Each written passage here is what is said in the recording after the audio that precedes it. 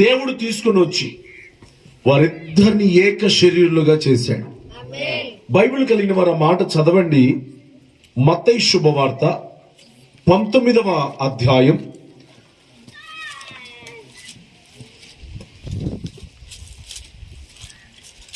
6వ వచనం నుంచి దయచేసి చదవండి.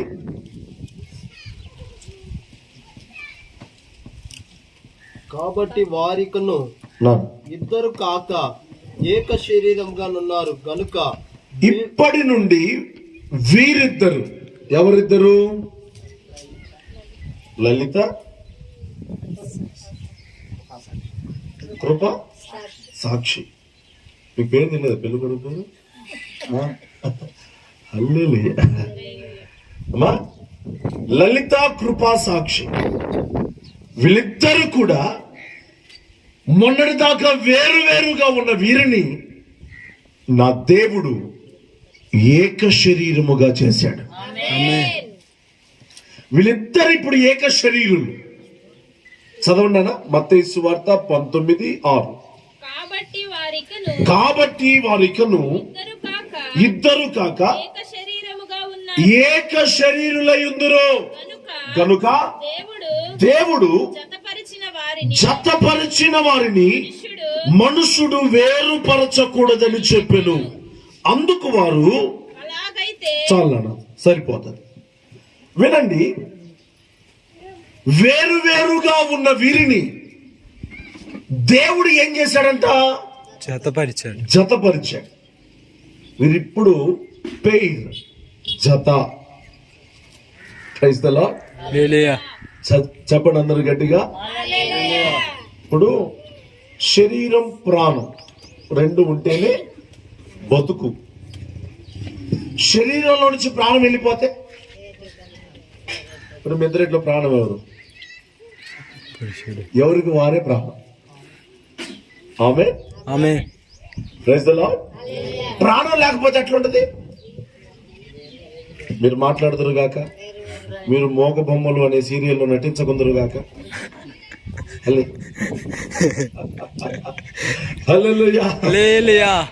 అమ్మా, ఒక బొమ్మకి గాని అమ్మా, ఒక బొమ్మ ఉన్నదాన్ని ఎటు పడితే అటు తీసుకురాస్తారు.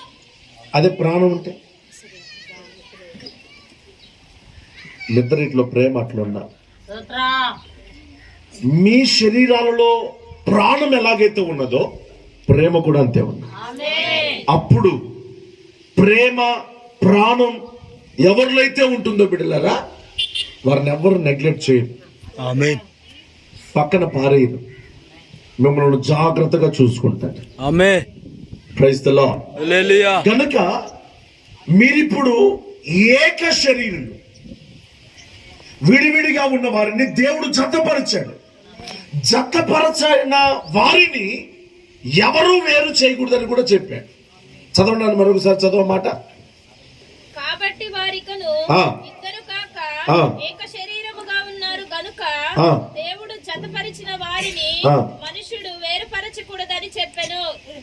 వేరెవ్వరు గాని వేరుపరచకూడదు.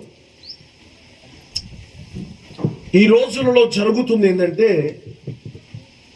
వేరుబాటు ఎక్కువగా జరుగుతుంది. ఇది నీది, ఇది నాది.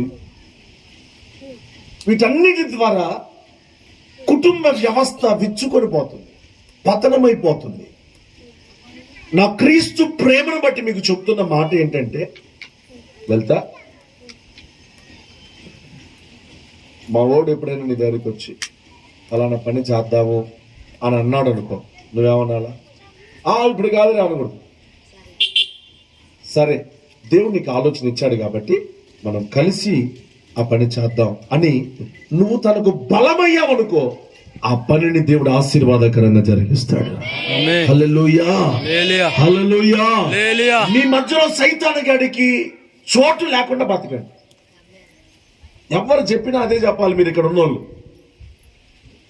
అమ్మా, లలితకి తల్లి ఏం చెప్పాలా? అమ్మా, వాడేదని అంటే వెంటనే నాకు ఫోన్ చేయి, తట్టపట్ట చదురు, నేను తీసుకొని వస్తా, ఏది మనకు మామయ్య లేరా, బాబాయ్ లేరా, కక్కమ్మ లేరా, ఎవరున్న ఏస్ట్ అది కాదు చెప్పదులే. ఎందుకంటే వాక్యం నేర్చుకున్న పిల్లలు కాదు అవి చెప్పరు. అట్లాంటి పప్పులు మన సంఘంలో ఉడకవు. స్తోత్రం, హల్లెలూయా. ప్రతి ఒక్కరు లలిత ఇప్పటిదాకా నువ్వు ఏదైతే నేర్చుకున్నావో నేర్చుకున్న దాన్ని కనపరిచే సమయం వచ్చింది నీకు. ఇప్పటిదాకా ఏ ఉపదేశం నేర్చుకున్నావో, ఇప్పటిదాకా ఏ క్రమాన్ని, ఏ విధేయతను నువ్వు నేర్చుకున్నావో, ఇప్పుడు నువ్వు నీ భర్త ఎడల, నువ్వు వెళ్తున్న ఆ కుటుంబం ఎడల కనపరిచే సమయం వచ్చింది. ఇప్పటిదాకా రిహార్సల్స్ చేసావు, ఇప్పుడు రియాలిటీలోకి వస్తున్నావు. అర్థమవుతుందా? ఇప్పటిదాకా రిహార్సల్స్ ప్రాక్టీస్ చేసావు. ఓహో విధేయతగా ఎట్లా ఉండాలా, ప్రార్థన చేసుకోవాలా అని చెప్పేసి రిహార్సల్స్ చేసావు, ప్రాక్టీస్ చేసావు. కానీ ఇప్పుడు రియాలిటీలోనికి వచ్చి ఉదయాన్నే నీ భర్త కోసం ప్రార్థన చేయాలి. ఎందుకు? ఇంటికి దీపం ఇలా చూస్తున్నావే. Praise the lord. ఇంటికి దీపం ఎవరు? ఇల్లాలు. దీపం, దీపం అంటే ఏంటి? కరుగుతూ వెలిగేదా దీపం.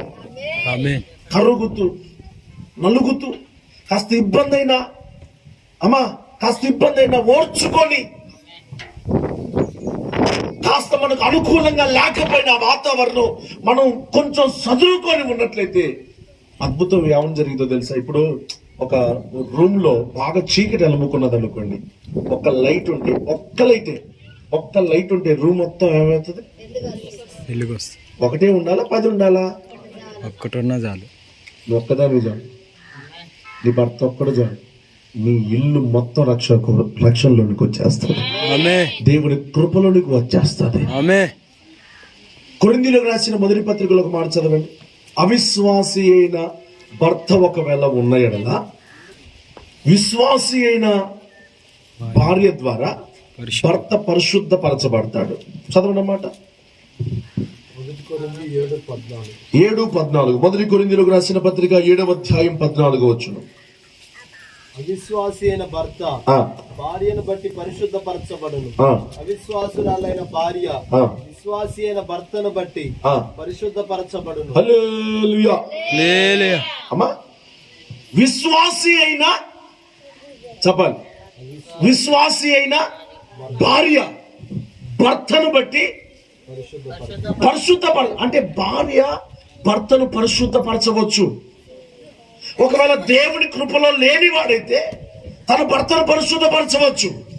ఒకవేళ భార్య దేవునిలో లేకపోతే, భర్త ఒకవేళ దేవునిలో ఉంటే ఆ భర్త భార్యను దేవుని వలన రాబట్టవచ్చు. హల్లెలూయా. ఇప్పుడు మీ ద్వారా, మీ ప్రేమ ద్వారా మీ కుటుంబాలను రాబట్టే విధముగా మీరు నడుచుకోవాలి. మీ ఇద్దరికి కొన్ని విషయాలు చెప్పిన నా మాటలు ముగిస్తా. అమ్మా భార్య ఏం చేయాలా, భర్త ఏం చేయాలి? ఆల్రెడీ సేవకులు మీకు పెళ్లిలో చెప్పుంటారేమో. అయితే మరికొన్ని నా హృదయంలో పెట్టిన భారాన్ని, మీరు కూడా నా కుటుంబమే గనుక నేను కూడా నా హృదయంలో దేవుడు పెట్టిన భారాన్ని మీ ముందు పెడతాను. ఇది వీరికే కాదు, ఇక్కడ కూర్చున్న ప్రతి ఒక్కరికి.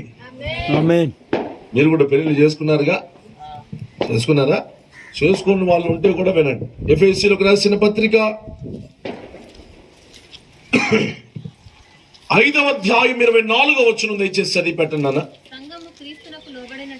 సంఘము క్రీస్తునకు లోబడినట్లుగా భార్యలు కూడా ప్రతి విషయములోను పురుషులకు లోబడాలి. నీకు ఉద్యోగం ఉన్నా, నీకు తలాంతులున్నా, నీకు జ్ఞానం ఉన్నా, నీకు ఏదున్నా, నీ శిరస్సు ఎవరు? చెప్పాలి, భర్తే. ఇప్పటి నుంచి నీకు తలకాయ లేదు, ఏం లేదు. ఏ ఆలోచన వచ్చినా ఎడికే పోవాలా.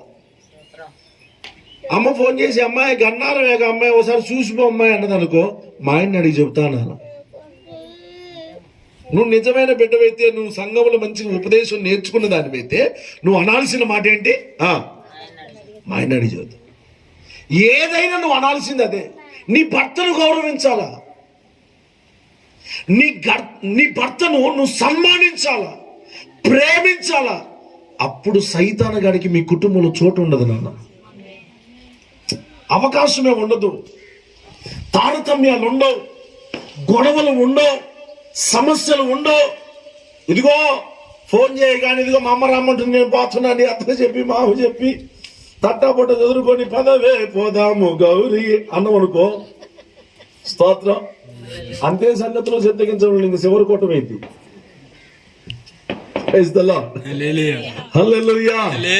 లేదు నీకెవరైనా ఏదైనా ఆలోచన చెప్పారనుకో, అది నువ్వు దాచిపెట్టుకోకూడదు. నువ్వు దాచిపెట్టుకొని నువ్వు కుమిలిపోవటం చేయకూడదు. వెంటనే నీ భర్తకు చెప్పు, ప్రేమించు. ఇంకొక విషయం, నీ భర్త ఒకవేళ ఇంటికి రాగానే ఒకవేళ కుటుంబంలో ఏదైనా చిన్న చిన్న సమస్యలు, ఇబ్బంది ఏదైనా జరగగానే ఆ వార్తలు మొదటిగా చెప్పకూడదు. కుటుంబం అన్నాక ఎవరి కుటుంబంలో లేవు నాన్న, ఎవరి కుటుంబంలో లేవు సోదరులు? మీ అందరు బాగానే ఉన్నారమ్మా? అంత 3 పువ్వులు 6 కాయలు చెప్పండి. 3 పువ్వులు 6 ఫ్రూట్స్ లేరు కదా. ప్రతి కుటుంబంలో ఏదో ఒక సమస్య ఉంటుంది, ఏదో ఒక శోధన, ఏదో ఒక చిన్న చిన్నవి ఉంటాయి. వాటిని నీ భర్తతో షేర్ చేసుకోకూడదు. వాళ్ళట అన్నారు, వీళ్ళట తన మనసు ఏమైంది, నేను నా భార్య రాగానే చెట్ట అంతా రాసుకుని వచ్చి నా దగ్గర చెప్పింది అని మీ మధ్యలో ఉన్న ప్రేమ తగ్గుతుంది. ఇక రాగానే గొడవలు, సమస్యలు, అల్లర్లు. దేవుని పిల్లల ఇంట్లో గొడవలు ఉండకూడదు.